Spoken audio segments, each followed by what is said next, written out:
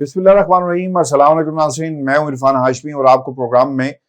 خوش آمدید کہتا ہوں۔ اسلام آباد سے ہمارے ساتھ موجود ہیں ابراہیم رائے صاحب۔ رائے صاحب السلام علیکم۔ وعلیکم السلام۔ رائے صاحب، 3 خبروں پر تفصیل سے ہم بات کریں گے۔ پہلی خبر نواز شریف کی واپسی سے متعلق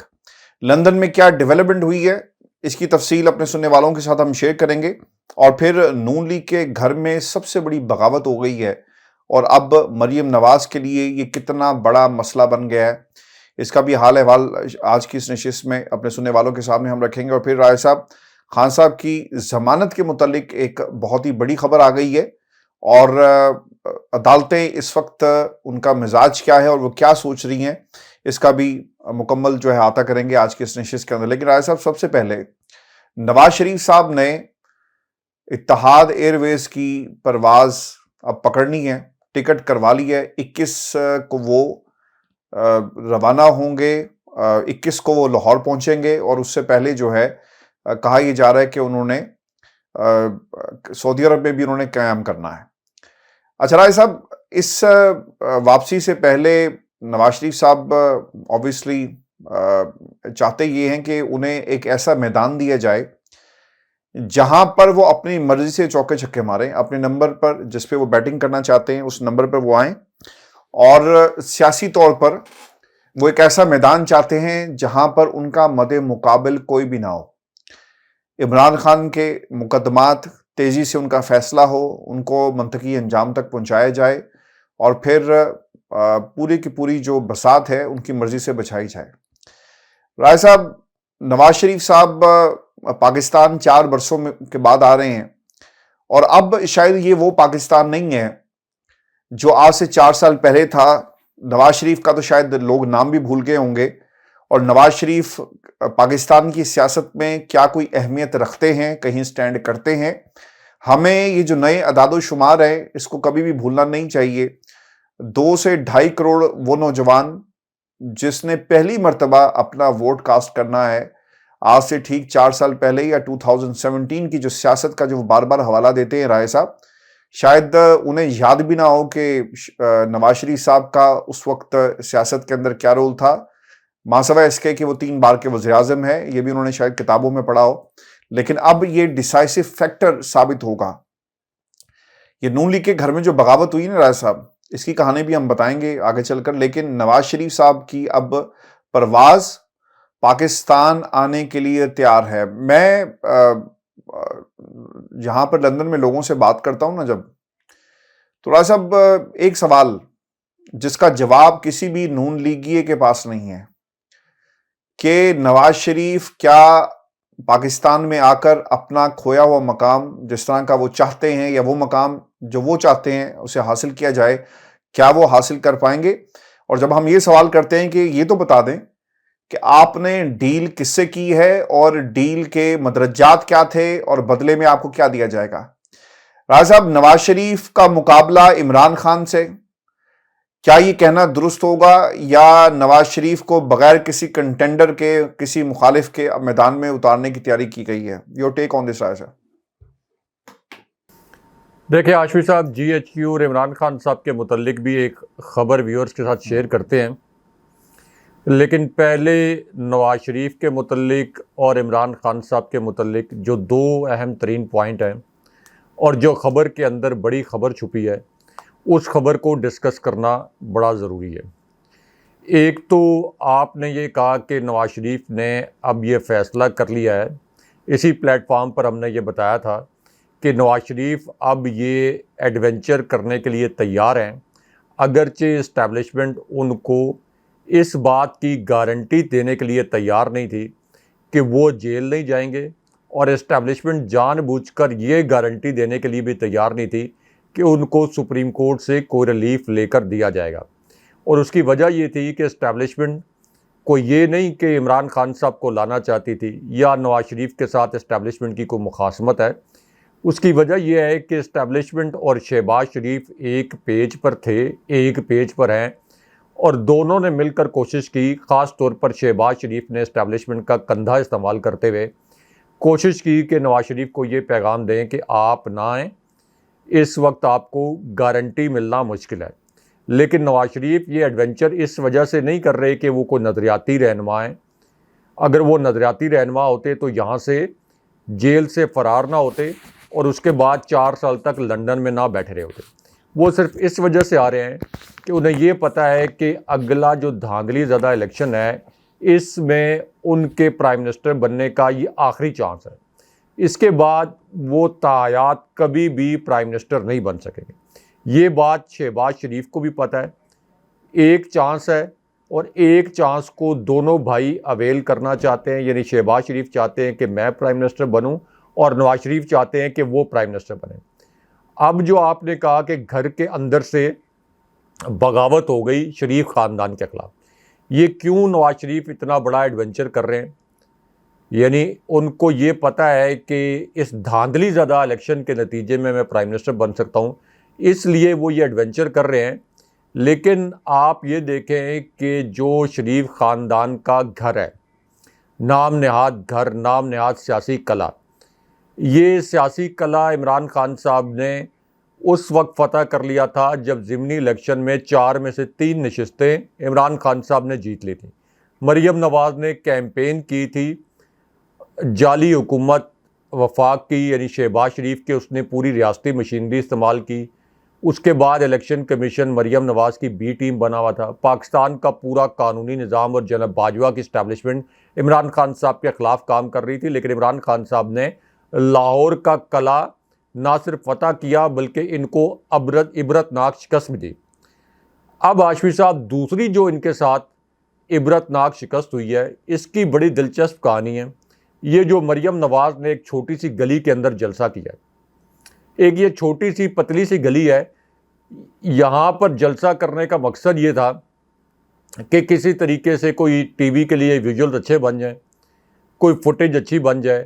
کوئی جگہ بھری ہوئی نظر آئے. کیونکہ آپ جب چھوٹی جگہ پر جلسہ کرتے ہیں تو پھر کیمرے کے آپ 100 اینگلز، کیونکہ میں بھی ٹی وی جرنلزم کرتا ہوں، آپ بھی ٹی وی جرنلزم کرتے ہیں، ہم سب کو پتہ ہے کہ کیمرہ ورک کیا ہوتا ہے. تو چھوٹی سی جگہ کے اوپر کیمرہ اینگل آپ اس طرح سے اس کو ایک ایسی پرسپشن بنا سکتے ہیں کہ یہاں ایک بہت بڑا کراؤڈ تھا لیکن وہ کیمرے بھی وہ پرسپشن نہیں بنا سکے. اب اس کے اندر ہاشمی صاحب جو اعتراف جرم ہے اور اعتراف شکست ہے وہ یہ ہے، 100% مصدقہ جو بات ہمارے ذرائع نے ہمیں بتائی ہے کہ مریم نواز کے اس فلاپ جلسی، جس کو اب آپ کہہ لیں کہ یہ کارنر میٹنگ کہہ لیں یا کارنر میٹنگ کی بھی کوئی اگر اس سے بھی کوئی چھوٹی ٹرم استعمال کی جائے، تو یہ جو فلاپ ترین شو ہوا ہے اس کے اوپر نواز شریف بڑے برہم ہیں. نواز شریف بڑے برہم ہیں اور نواز شریف نے کہا ہے کہ پتہ لگایا جائے کہ اتنی جو ہماری ایفرٹس تھیں، اتنے جو ہم نے وسائل استعمال کیے، مریم نواز کو ہم نے اگلی کیمپین کا چہرہ بنانا ہے. یعنی شہباز شریف کو نہیں، مریم نواز کو اگلی کیمپین کا چہرہ بنانا ہے. تو مریم نواز جو اس وقت ہماری پارٹی کی نام نہاد کراؤڈ پولر بنی ہوئی ہیں، اس کے باوجود، اور یہ جو رانا ثناء اللہ کہہ رہے تھے کہ ہم تو ایپس بھی لے کے آ رہے ہیں جس سے یہ پتہ چلے گا کہ کون سا لیگی ورکر گھر بیٹھا رہا اور کون سا لیگی ورکر عملی طور پر جلسے میں آیا. تو اتنے فلاپ جلسے کے بعد نواز شریف نے بھی اس پر کنسرن ظاہر کیا ہے اور نواز شریف نے یہ کہا ہے کہ اس کی تحقیقات کر کے مجھے رپورٹ پیش کی جائے. 2 اس کے اندر بڑی خبریں ہیں. ایک خبر تو یہ کہ نواز شریف اس بات پر برہم ہیں کہ یہاں تو ہمارا اپنا گڑھ ہوا کرتا تھا اور یہاں جلسہ کرنا ہمارے لیے کوئی مشکل نہیں ہونا چاہیے تھا. دوسرا، تحقیقات اس لیے بھی کرائی گئی ہیں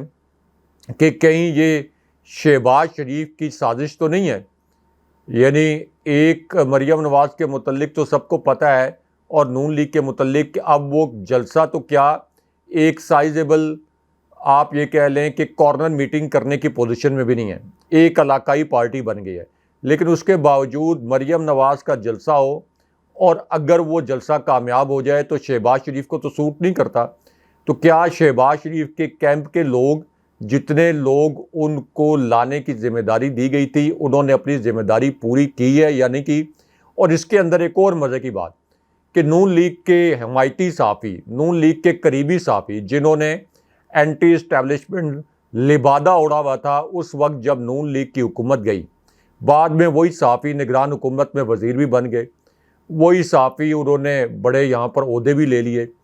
اور اسی طرح شہباز شریف کی حکومت چل رہی تھی تو اس وقت بھی عہدے لے لیے. یعنی ثابت ہو گیا کہ وہ کبھی بھی اینٹی اسٹیبلشمنٹ نہیں تھے، وہ اصل میں اس وقت نون لیگ کی حمایت کر رہے تھے. تو اب ہاشمی صاحب وہ صحافی بھی جو کہ نون لیگ کے صحافی سمجھے جاتے ہیں، یعنی مصدقہ طور پر، اور وہ کبھی بھی اس میں کوئی برا بھی محسوس نہیں کرتے. اگر آپ ان کو کہیں کہ آپ نون لیگ کے صحافی ہیں تو اس میں برا بھی محسوس نہیں کرتے. تو ان صحافیوں نے بھی کوئی ٹویٹ نہیں کیا کہ مریم نواز کا جلسہ کامیاب، مریم نواز کا متاثر کن جلسہ، مریم نواز نے بڑا اچھا کراؤڈ وہاں پر گیدر کیا. تو اندر کی خبر یہ ہے کہ نواز شریف برہم بھی ہیں، اور نواز شریف نے اس کے اوپر تحقیقات کا حکم بھی دیا. اب تحقیقات کیا ہوں گی؟ تحقیقات کس بات پر ہوں گی کہ لوگ کیوں نہیں آئے مریم نواز کے جلسے میں؟ اس کا جواب یہ ہے کہ لوگ مریم نواز کے جلسے میں کیوں جائیں؟ مریم نواز کا پاکستان سے یا نواز شریف کا پاکستان سے کیا تعلق ہے؟ شہباز شریف کا پاکستان سے کیا تعلق ہے؟ نواز شریف 4 سال سے لندن بیٹھے ہوئے ہیں، عدالتوں سے مفرور اشتہاری مجرم قرار پائے. مریم نواز پہلے آپ دیکھیں کہ دبئی بیٹھی رہی ہیں، اس سے پہلے انہوں نے بھی لندن فرار ہونے کی کوشش کی تھی جب انہوں نے کہا کہ میری چھوٹی سی سرجری ہونی ہے. ادھر حکومت ختم ہوئی، اسحاق ڈار اور شہباز شریف فرار ہو کر لندن چلے گئے، پیچھے مریم نواز بھی چلی گئی. تو لوگوں میں شعور آ گیا، لوگوں میں شعور آ گیا ہے کہ یہ شریف خاندان ہم میں سے نہیں ہے، نہ ان کو پاکستان کے ساتھ یا پاکستانیوں کے ساتھ کوئی ہمدردی ہو سکتی ہے، یہ پاکستانیوں کے ساتھ ریلیٹ ہی نہیں کرتے. یہ تو وائس رائے ہیں، وائس رائے کی طرح یہاں پر حکومت کرتے ہیں، حکومت ختم ہوتی ہے، اپنے بیگز اٹھاتے ہیں جو منی لانڈرنگ کر کے انہوں نے پیسہ پارک کیا ہوا ہوتا ہے مختلف ممالک میں، وہاں جا کر اپنے شاہی محلات میں رہتے ہیں. تو اس لیے جو آپ کا شریف خاندان ہے یہ اب مکمل طور پر اس کی سیاست ختم ہو چکی ہے، لوگوں میں شعور آ چکا ہے. آپ مریم نواز کو جلسے میں اتاریں، آپ نواز شریف کو اتاریں، لوگ نہیں آئیں گے. آپ الیکٹیبلز کو کہیں کہ آپ لوگ لے کے آئیں، لوگ جانے کے لیے تیار نہیں ہیں. حالانکہ اتنے بڑے بڑے انسینٹیو انہوں نے دیے کہ یہاں پر جو لوگ آئیں گے قرآن اندازیاں ہوں گی، اور ہونڈا موٹر سائیکل ہم دیں گے، اور نقد انعامات دیں گے، قرآن اندازیاں، ہر طرح کا انہوں نے حربہ آزما لیا. لیکن لوگ ہاشمی صاحب نہیں نکلے. یعنی فیصلہ ہو گیا ہے مریم نواز کے جلسے سے کہ پنجاب میں کون سی پارٹی کتنی نشستیں حاصل کرے گی، کیونکہ لاہور جس کو یہ سمجھتے ہیں، اور اسی طرح یہ شاہدرہ جس کو یہ سمجھتے ہیں کہ یہ تو ہمارا گڑھ تھا، اگر یہاں پر ان کی یہ پوزیشن ہے، سیاسی پوزیشن، تو آپ اندازہ کر لیں کہ پنجاب کے دیگر علاقے وہاں پر ان کی پولیٹیکل پوزیشن کیا ہوگی. تو عمران خان صاحب نے لوگوں کے اندر جو سیاسی شعور بیدار کیا ہے، اپنے حق کے لیے کھڑا ہونے کا شعور بیدار کیا ہے، ایسے لوگوں کو جانچنے اور پہچاننے کا شعور بیدار کیا ہے کہ جنہوں نے ہماری نسلوں کو غلام بنایا ہوا تھا، اور اب وہ اپنی اگلی نسلوں کے ذریعے ہماری آنے والی نسلوں کو غلام بنانا چاہتے ہیں. تو عمران خان صاحب پاکستان کی تاریخ کے واحد لیڈر ہیں، پاکستان کی تاریخ کے واحد لیڈر ہیں جنہوں نے اس طرح سے عوامی شعور اور بیداری کی ایک لہر کریٹ کی ہے کہ جس کے نتیجے میں خان صاحب آل دو جیل میں ہیں، تحریک انصاف کی پوری قیادت جیل میں ہے. عمران خان صاحب کوئی پیغام نشر نہیں کر سکتے، عمران خان صاحب کوئی جلسہ نہیں کر سکتے، تحریک انصاف کو کالعدم کرنے کی تیاریاں کی جا رہی ہیں. لیکن اس کے باوجود عمران خان صاحب نے جو شعور پیدا کر دیا ہے، اس کی وجہ سے لوگوں کا جو سیاسی اختلاف تھا شریف خاندان سے، وہ سیاسی نفرت میں بدل چکا ہے. لوگوں کے دلوں میں شریف خاندان کے لیے اور زرداری خاندان کے لیے جو لاوا پک رہا تھا، وہ لاوا اب پھٹنے کو آیا ہے. کیونکہ جو انہوں نے پچھلے 16 ماہ کے دوران لوگوں کے اوپر مہنگائی کا عذاب مسلط کیا ہے، اس کے بعد جس قسم کی انہوں نے مسلسل بے حسی کا مظاہرہ کیا ہے، اس کے بعد اپنی آنے والی نسلوں کو پاکستان پر مسلط کرنے کے لیے جو نیا پلان بنایا ہے، تو لوگ اب ان کو سیاسی طور پر ووٹ کی طاقت کے ذریعے عبرت کا نشان بنانے پر تل گئے ہیں. یہی وجہ ہے کہ اس سے پہلے پنجاب میں الیکشن نہیں ہونے دیا گیا. یہی وجہ ہے کہ اب 29 جنوری کو جنوری کے آخری ہفتے میں الیکشن اناؤنس ہوا. لیکن اب پھر اس طرح کی اطلاعات آ رہی ہیں کہ شریف خاندان جنوری میں الیکشن سے کمفرٹیبل نہیں ہے. ان کو پتہ ہے کہ عمران خان صاحب جیل میں بھی ہوئے تب بھی تحریک انصاف کا صرف بیلٹ پیپر کے اوپر انتخابی نشان بھی آ گیا تو تحریک انصاف 70% سے زائد نشستیں لے جائے گی. اس لیے اب ایک اور نئی گیم کھیلی جا رہی ہے کہ جنوری میں بھی الیکشن نہ ہو تاکہ شریف خاندان جن کو مفت میں یہ ملک بیچ دیا گیا ہے, جن کو مفت میں یہ ملک ٹھیکے پر دے دیا گیا ہے, جن کو 24 کروڑ عوام کی تقدیر مفت میں ٹھیکے پر دے دی گئی ہے, جنہوں نے 30 سال کے اندر اس ملک کو 1 انچ آگے نہیں بڑھایا,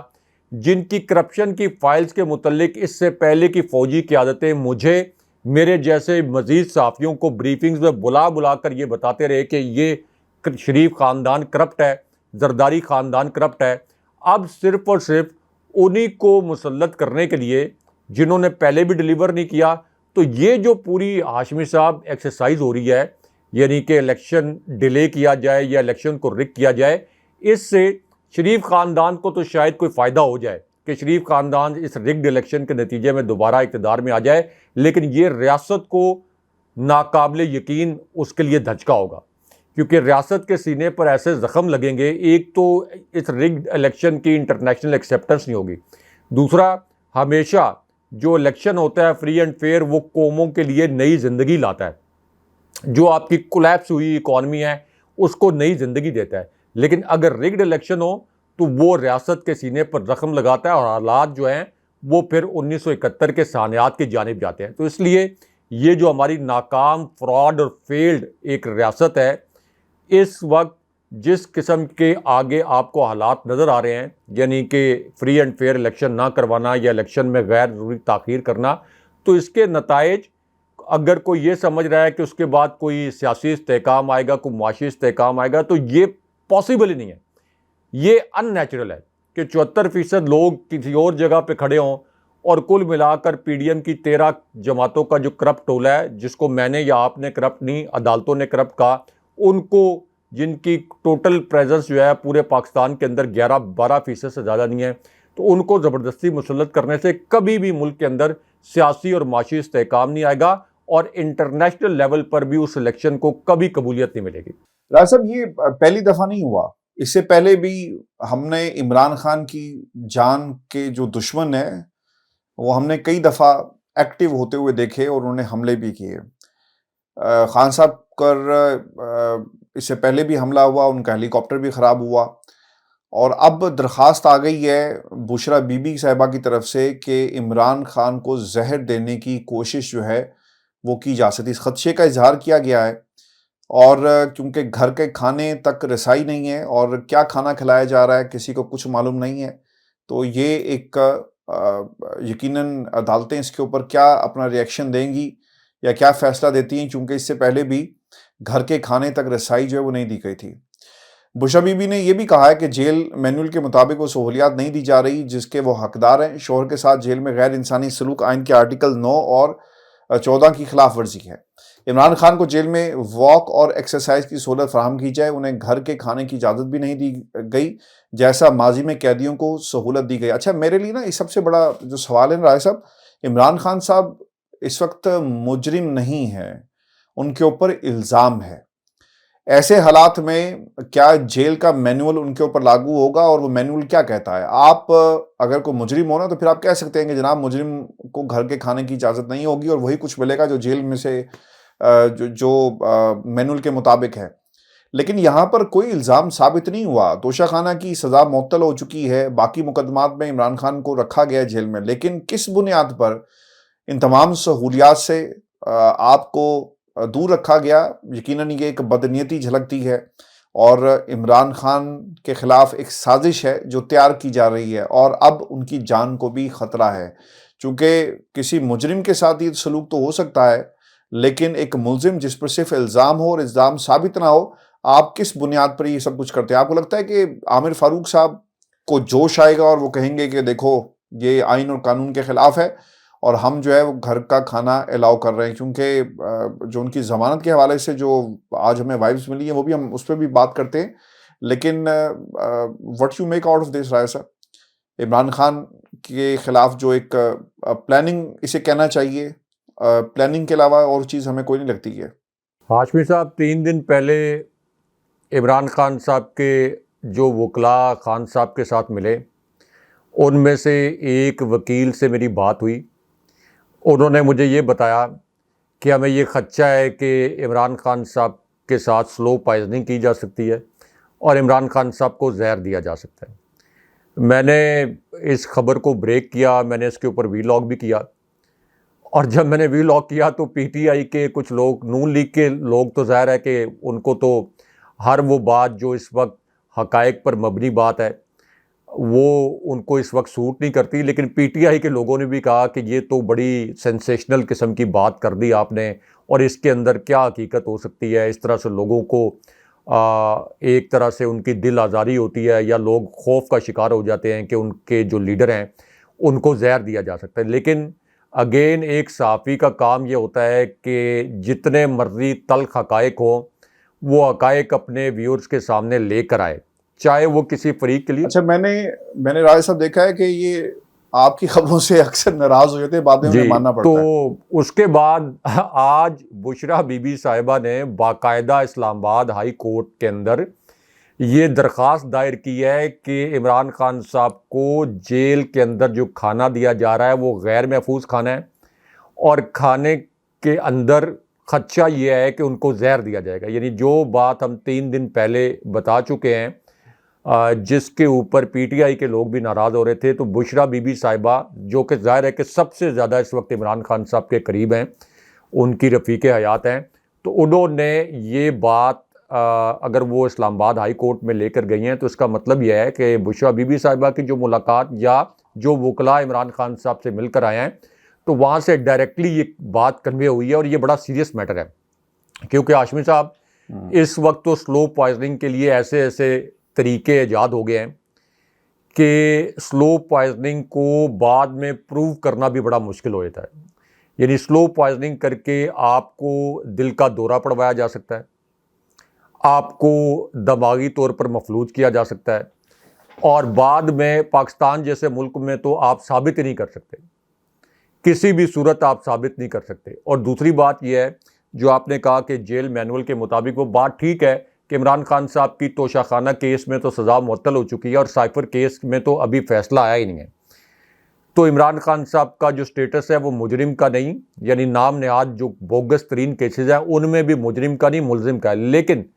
ہاشمی صاحب یہاں پر جو آپ کے سیاسی قیدی ہوتے ہیں, سابق پرائم منسٹر کے طور پر عمران خان صاحب کو ایک کیٹیگری ملنی چاہیے.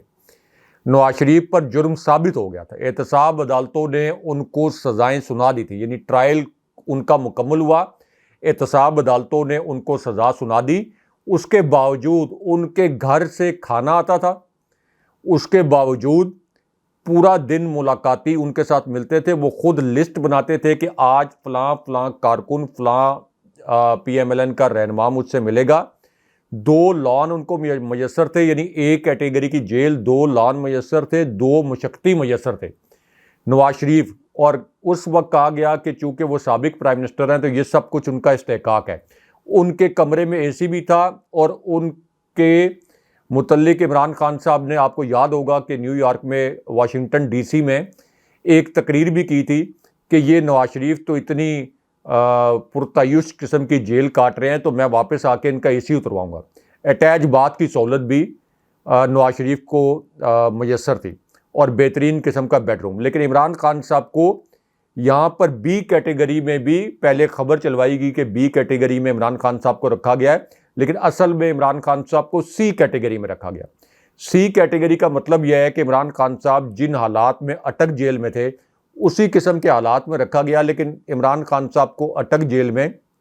پھر بھی واک کرنے کے لیے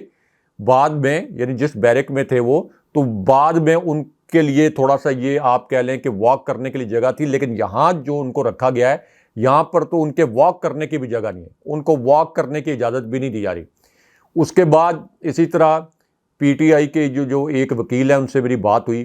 انہوں نے یہ بتایا کہ عمران خان صاحب سے ملاقات کے لیے گئے تو ایک آپ یہ کہہ لیں کہ ٹیبل کے اطراف جو ہے عمران خان صاحب اور ان کے وکیل بیٹھ گئے, تو اس دوران ایک سپاہی جو ہے وہ آ کے عمران خان صاحب کی جاسوسی کرنا شروع ہو گیا. اور اس سپاہی کو منع بھی کیا گیا وکیل کی طرف سے کہ میں اپنے موکل سے ہدایات لینے آیا ہوں اور مجھے کچھ نوٹس لینے ہیں تاکہ میں آگے جو کیسز ہیں میرے موکل کے تو میں ان ہدایات کے مطابق ان کیسز کی پیروی کروں. لیکن وہ جو سپاہی تھا، اب وہ سپاہی ظاہر ہے کہ بظاہر تو سپاہی تھا، وہ پتہ نہیں کیا جاسوسی کر رہا تھا یا کس کا جاسوس تھا، لیکن وہ مسلسل بیٹھا رہا. اور مین وائل جو پی ٹی آئی کے عمران خان صاحب کے جو وکیل ہیں ان سے ان کا پین اور ان کی فائل بھی چھین لی گئی. تو یہ سب کچھ ہو رہا ہے جیل کے اندر. یہ عمران خان صاحب جو سابق پرائم منسٹر ہیں جن کو اے کیٹیگری کی جیل ملنی چاہیے، ان کے ساتھ یہ سب کچھ ہو رہا ہے. اور ابھی تو یعنی بہت ایک کلیئر کٹ کیس ہے جسٹس عامر فاروق کے پاس کہ عمران خان صاحب کا چونکہ سٹیٹس بھی اس نام نہاد بوگس ترین کیس میں مجرم کا نہیں ہے، تو یہ بہت کلیئر کٹ ایک کیس ہے کہ ایک تو عمران خان صاحب کو گھر سے کھانا منگوانے کی اجازت ہونی چاہیے. نمبر 2، جیل مینول کے مطابق جتنی سہولتیں جو سابق پرائم منسٹر کے طور پر عمران خان صاحب کا استحقاق بنتی ہیں وہ سہولیات ان کو ملنی چاہیے. خاص طور پر ہاشمی صاحب یہ جو کھانے والا معاملہ ہے یہ بہت تشویشناک ہے، بہت خطرناک ہے. اور بشرا بی بی صاحبہ نے جو کنسرن ظاہر کیے ہیں یہ بالکل 100% درست ہیں. یہی کنسرن ان کے وکلاء نے اس دن ظاہر کیے تھے جب عمران خان صاحب سے وہ ملاقات کرنے کے بعد آئے. اور اس کے بعد میری جب ان سے بات ہوئی تو ایگزیکٹلی جو کچھ بشرا بی بی صاحبہ نے اپنی درخواست میں لکھا ہے یہی الفاظ اس وقت انہوں نے استعمال کیے تھے. اچھا راج صاحب، ایک تو خان صاحب کی 9 جو مقدمات تھے 9 مئی کے حوالے سے اس میں ضمانت جو وہ دے دی گئی ہے. بظاہر ایسا لگتا ہے کہ شاید سننے کے بعد عام آدمی کو لگے گا کہ عمران خان کی ضمانت کا مطلب یہ ہے کہ انہیں اب رہا کر دیا جائے گا. اچھا، اس میں کیچ یہ تھا کہ عمران خان کے جو حق تھا دفاع کا اسے ختم کیا گیا اور ان ضمانتوں کو ختم کر دیا گیا تھا جو عدالتوں نے عمران خان کو 9 مئی کے واقعات کے اندر دی ہوئی تھی. عدالت نے اس فیصلے کو کرد قرار دیتے ہوئے باقاعدہ جو نچلی کورٹس ہیں، ٹرائل کورٹس ہیں، اس سے کہا، انہیں ہدایت جاری کی ہے کہ وہ عمران خان کو یہ جو حق ہے واپس کریں اور ان کی اب ضمانتیں ریسٹور ہو چکی ہیں. رائے صاحب، اچھا رائے صاحب، اس میں کیچ یہ ہے کہ آپ ان مقدمات میں تو شاید عمران خان کو ضمانت ہو جائے، لیکن توشہ خانہ کا کیس ابھی پڑا ہوا ہے، القادر ٹرسٹ ہے سائفر کے اندر. جس طرح سے پہلے عمران خان کو بغیر بتائے ہوئے گرفتار کر لیا گیا، اب شاید یہی اس کے پیچھے کا منطق ہو سکتی ہے. لیکن عمران خان کب باہر آئیں گے یہ اب کسی کو معلوم نہیں ہے. ایک کیس کے بعد دوسرا کیس، دوسرے کے بعد تیسرا کیس، اور اب یہ 4 محاذوں کے اوپر عمران خان جو ہیں اس وقت لڑ رہے ہیں. اچھا راج صاحب، اس کے علاوہ اب سائفر کیس کے اندر بھی عامر فاروق صاحب نے ایک تو درخواست کے اوپر فیصلہ محفوظ کر لیا، جو درخواست آئی تھی ایف آئی کی کہ جناب چونکہ بہت ہی حساس نوعیت کا معاملہ ہے، عمران خان نے کے حوالے سے 2 ملکوں کی اپنے بات کرنی ہے، تو ہم نہیں چاہتے کہ اسے اوپن کورٹ کے اندر جو سنا جائے، لہٰذا وقت دیا جائے اور اسے بند کمرے کے اندر سننا ہی ریاست کے لیے اور اس کیس کے لیے بہتر ہوگا. اب اس کے اوپر فیصلہ محفوظ ہو گیا. اچھا، اس پہ بھی ایک چلاکی، میں تو اسے چلاکی کہوں گا، وہ انہوں نے یہ کیا رائے صاحب کہ پہلے یہ فیصلہ کریں گے کہ یہ کیس ان کیمرہ ہونا ہے یا نہیں ہونا، اور پھر اس کے بعد عمران خان کی ضمانت پہ درخواست جو ضمانت ہے اس پر فیصلہ کوئی جو ہے وہ سنایا جائے گا. راج صاحب، یہ عدالتیں اس کھیل میں شامل ہیں، آپ کو لگتا ہے ایسا ہی ہے؟ عدالتیں جنہیں ایک دن میں فیصلہ سنانا چاہیے، ضمانت کا معاملہ ارجنٹ میٹر ہوتے ہیں، عدالتوں کے کیسز اسی نوعیت کے ہوتے ہیں، لیکن انہیں ارجنٹ کیس کے طور پر لیا نہیں جا رہا ہے، اسے نان ارجنٹ کیس کے طور پر لیا جا رہا ہے. اور ڈیلنگ ٹیکٹکس عام طور پر وکلا کی طرف سے آتے ہیں، لیکن ہمیں یہاں پر عدالتیں ایکٹیو نظر آ رہی ہیں. دیکھیں ہاشمی صاحب، اس کے اندر جو ایک اہم معاملہ ہے وہ یہ ہے کہ لوور جوڈیشری جو ہے یہ ہمیشہ اپنے چیف جسٹس یعنی chief justice of Pakistan supreme court کے چیف جسٹس کی جانب دیکھتی ہے. اگر لوور جوڈیشری جس طریقے سے اس وقت سبمسو رول پلے کر رہی ہے، مثال کے طور پر جج ابو الاسناد جنہوں نے یہ کہا کہ میں عمران خان صاحب سے مکالمہ کیا اور یہ کہا کہ میں میرٹ کے اوپر اور اپنے ضمیر کے مطابق فیصلہ دوں گا، لیکن بعد میں 3 جعلی جوڈیشل ریمانڈ بھی دے دیے اور عمران خان صاحب کی سائفر جیسے بوگس ترین کیس میں ضمانت مسترد کر دی. حالانکہ سائفر کیس کے متعلق پاکستان کی پوری جو قانونی برادری ہے اس کا یہ ماننا ہے کہ توشہ خانہ کیس کے اندر انہوں نے جتنا بھی فراڈ کیا، لیکن پھر بھی آپ یہ کہہ سکتے ہیں کہ کوئی 0.5%